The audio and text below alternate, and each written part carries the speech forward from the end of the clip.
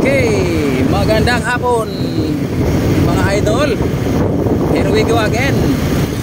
This is Lems Motovlog TV.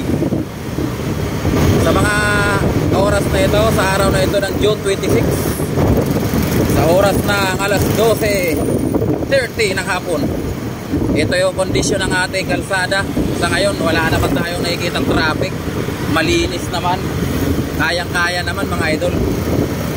Wala naman tayong nasisilip na mga incident matter sa kalsada natin. Mabuti at napakaganda naman ang timpla ng panahon.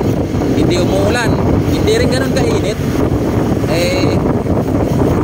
Pwede nang mag-enjoy sa ating mga pagbibiyahe. Basta lagi nating tandaan, lagi mag-ingat sa daan. Mas maagap, mas maigi, mas lamang ang may alam, at mas lamang ang defensive driving. Iwas sa kung ano mga aksidente.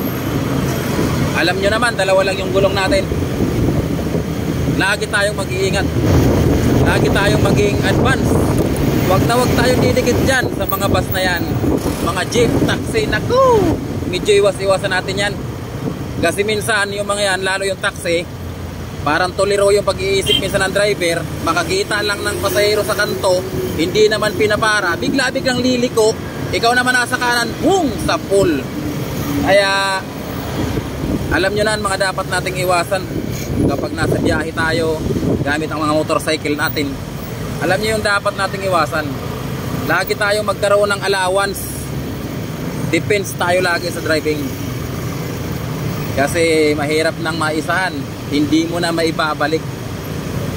Laging tandaan, ang buhay walang rewind. Laging tandaan na ganun. Ayun lang. God bless mga idol. Lems Motovlog TV.